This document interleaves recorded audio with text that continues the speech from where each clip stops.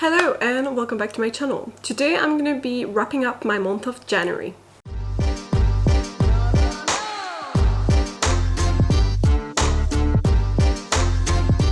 Okay, so the first book that I tried to read in the month of January and gave up after 300 pages is The Invisible Life of Addie.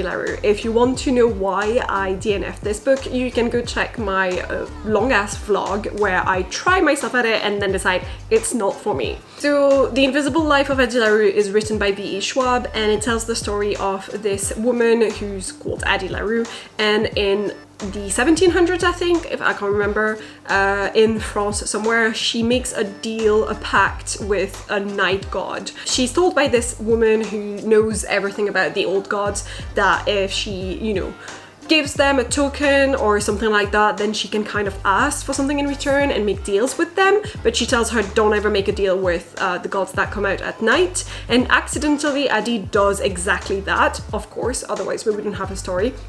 And she asks to kind of be free. She wants freedom. She wants to be able to experience life at its fullest.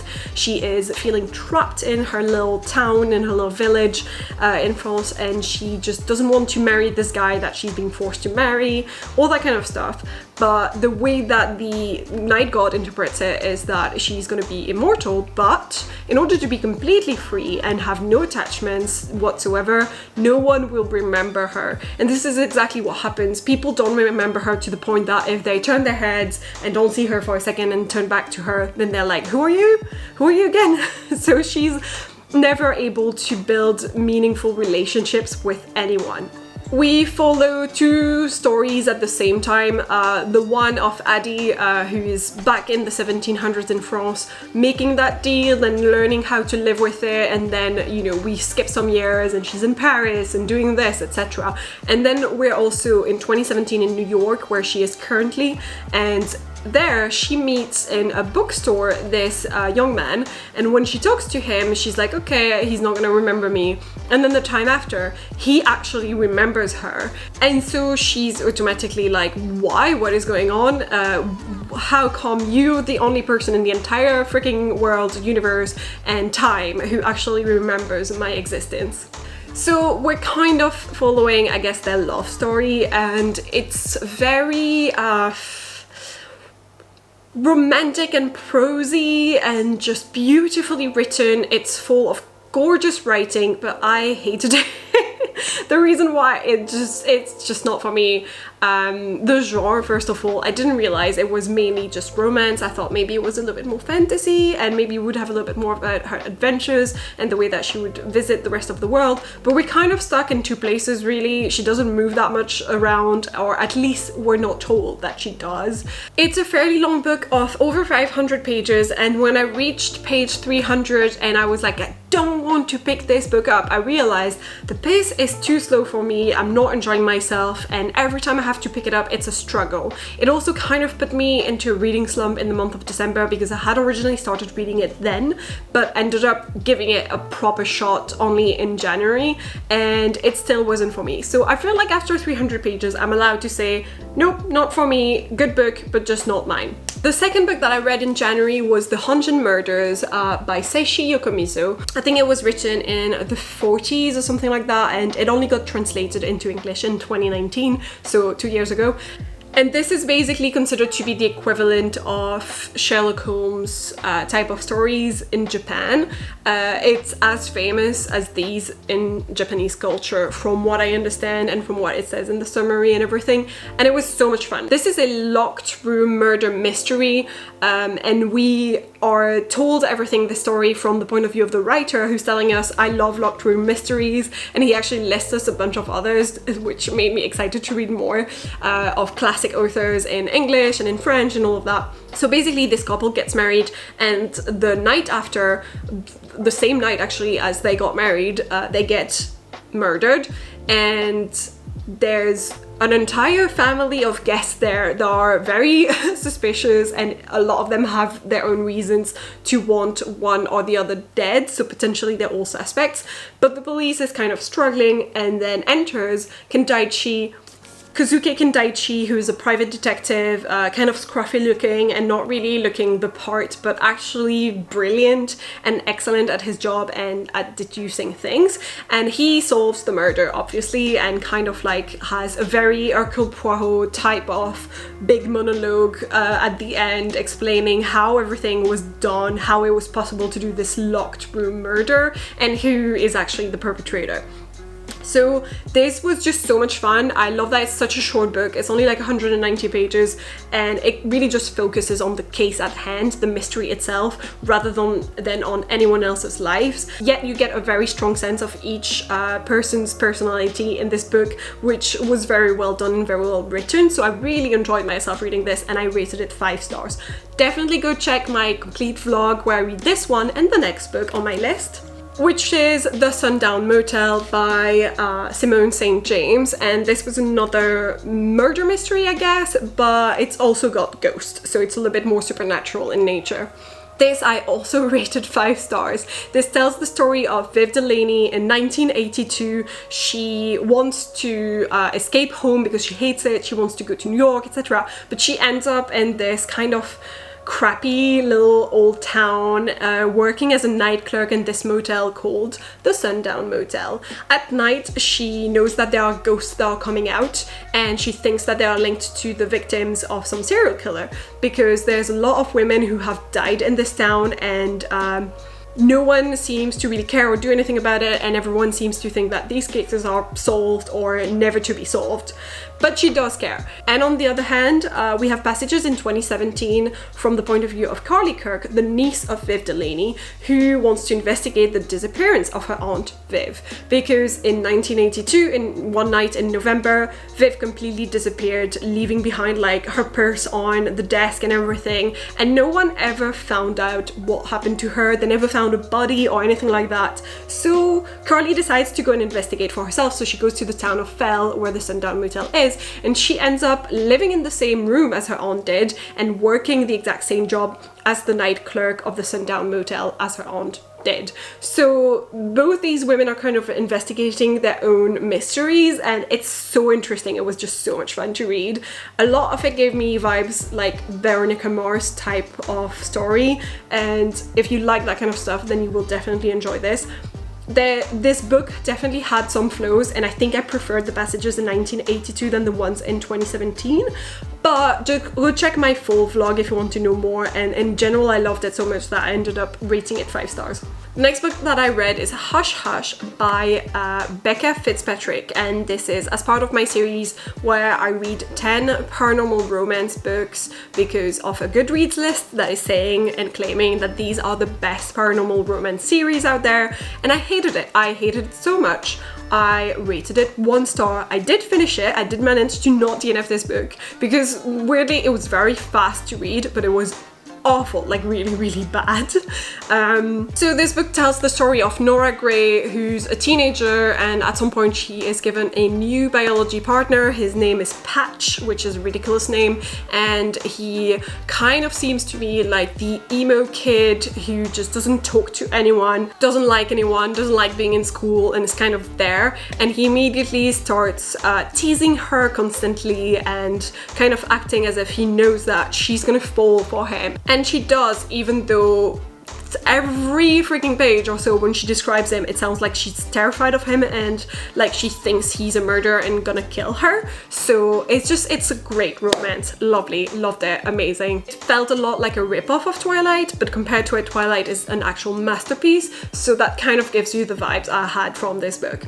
The next book that I did not finish and tried to read is The Onegad Indians by Stephen Graham Jones. You'll notice in my videos this year, hopefully not just this one, but in the future as well, that I'm gonna be a lot more okay with DNFing books, and that if I don't enjoy something, I'm just gonna drop it. So that's why I'm talking a lot more about books that I have DNF'd than I used to, because I always tried to finish books that I started even when I wasn't enjoying myself. But now I'm gonna stop that because no one got time for this. Like, come on, I have too much to read and I shouldn't be giving my attention to books that I am not enjoying. Although I think this book is probably great and a lot of people have enjoyed it and I've read a lot of great reviews of it, but I just was not connecting with the characters and just was not enjoying myself overall, so I just don't think it was for me. This tells the story of a group of friends who are all American Indians, and they one time, a long time ago, went on a hunt that they were not allowed to go on and hunted elks. And I think they killed a young elk who was pregnant, and because of that, there's like a sort of ghosty creature that is in the shape of an elk that starts killing them off one by one. That's all I really know because I stopped reading it after page 94. I wanted to give it a good shot, and I feel like 100 pages or so is about the time when I have my first thoughts about a book, when I can really like concretely say, yeah, do I like this or not? And I feel like after 100 pages I still did not enjoy myself. I still did not want to pick this book up, so I had to stop. I think another reason why I did not connect with the characters is because it was clearly written by a man, and a lot of passages just felt that way to me, and I feel like when I'm reading a book I don't want to feel like I know the gender of the person who's writing it. If I do, then it's not greatly written, I think. Like, I understand that you're from the point of view of a guy, but that doesn't mean that I have to feel like, wow, this was written by a man. And I think for me it's passages where the guy keeps thinking that, yeah, his wife is great and he loves her and they have this amazing relationship and that was really sweet, but on the other hand there's this other girl from work who's really hot, and every single time he's thinking about stuff with her, and it just, I could not compute this. It just bothered me, and I was just like, I'm not here to read this kind of story. I'm here to read a horror story, and this is horror of another kind that I don't really want to read about. So yeah, the reason why I don't have with me Addie and The Only Good Indians anymore, and I can't show them to you physically, is because I have already given them to a friend who I think will generally enjoy them, and I'd rather, like, these books were really beautiful hardbacks, and it would be such a shame for me to just get rid of them. So although I could give them to a charity shop otherwise, I'm happy that it goes to someone I know will generally enjoy them. So the next book that I read this month was Angel's Blood by Nalini Singh, and this is another one of these paranormal romance series that I was doing for this video, so you will see my full vlog at some point. But basically I did enjoy myself reading this, and I ended up rating it 4 stars. This tells the story of a woman who is a mercenary. She kind of hunts down vampires to bring them back to their masters, who are angels and archangels. So this is definitely paranormal because we live in like a world where angels have revealed themselves to be real, and they're kind of like the rulers of the world, so they rule above certain areas of the world, like archangels do at least, and they're creatures that people know exist and everything, but everything else in the world otherwise seems to be like normal, as in like our world, and it's just the existence of those angels and vampires. And vampires basically in there are not the same as you have in other books that I've read recently in this series, but they're creatures that become immortal because they bind themselves in a contract with angels who give them this immortality in exchange for having to drink blood to survive. But they are in a contract with those angels for I don't remember how long before they're allowed to roam free and do whatever they want. So they have to serve this certain amount of years in their contract, and then they can do whatever they want. And during that contract, if they try to escape and leave, a lot of them do, then it's the job of our heroine, Elena Devereaux, to chase them down and bring them back. So she's not a vampire hunter in the sense that she kills them, but in the sense that she hunts them, keeps them alive, and then brings them back to the angels. One day she receives a new contract to hunt down someone, and it's by this archangel Raphael, and archangels are kind of terrifying compared to regular angels, so she's kind of worried about this. And then when she meets him, she obviously at the very least falls in lust with him, but it's obviously a love story and it becomes sexier and more romantic as you go on in the book. But they have this great relationship that's kind of like banter, hate at first, kind of enemies to lovers, I guess, or at the very least enemies to I kind of trust you, to lovers, to yeah, we love each other and don't just have sex. Anyway, I really love the way that it was done. I thought it was a very well written type of enemies to lover story, even though a lot of them usually suck and I hate them, but this one was actually good. And the reason why is I think there's a good balance of power between the two. Like, they each hold some sort of power over the other.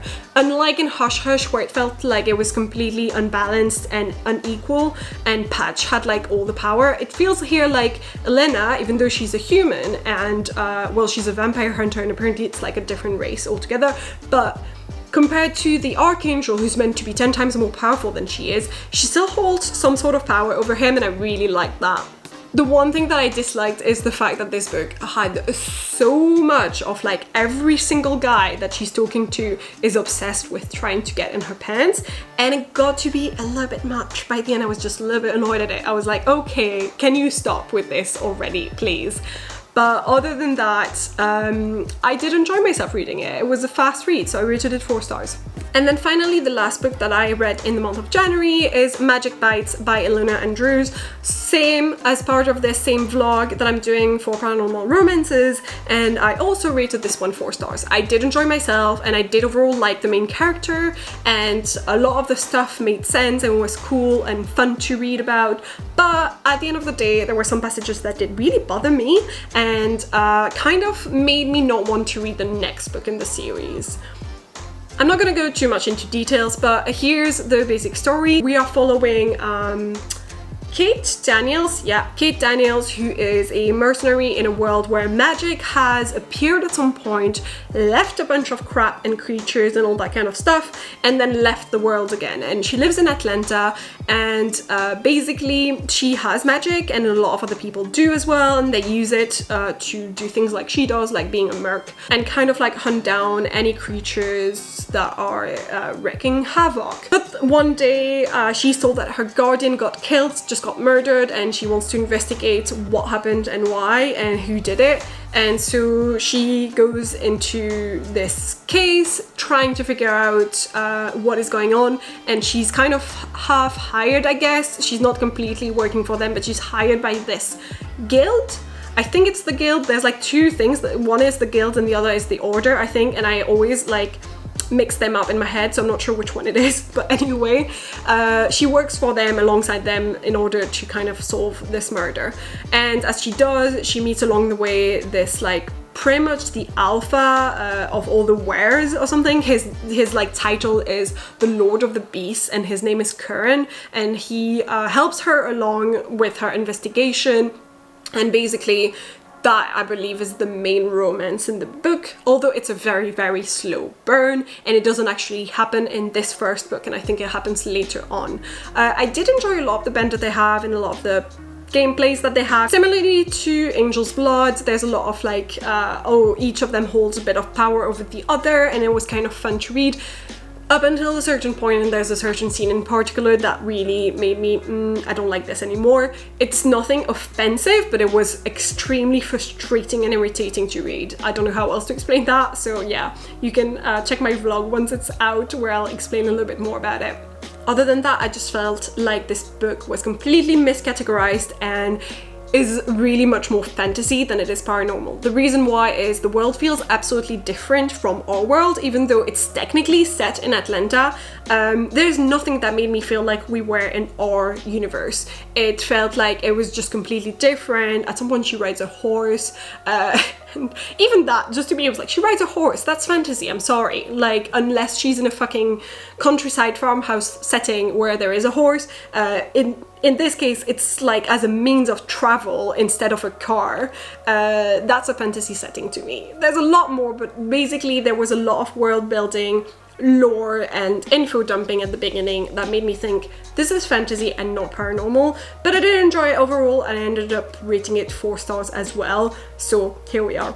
That was it. These are all the books that I read in the month of January and didn't read because there's 2 in there that I DNF'd. I would say that overall I had a pretty good month. I only read 1, 2, 3. I guess I tried myself at a total of 7 books and only ended up reading 5 of them, but that's still pretty good for me. I think it was a good month considering that I was in a reading slump in December and didn't read a single book in that month, so I'm pretty happy with that result overall. That's it from me. I hope you guys enjoyed this video. If you did, please leave a like, leave a comment down below. I always try to respond, and consider subscribing. I will see you guys next time.